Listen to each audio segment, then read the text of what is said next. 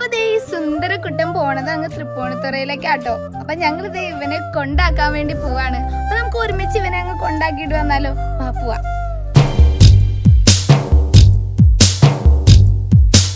யாரிந்த தேவதை யாரிந்த தேவதை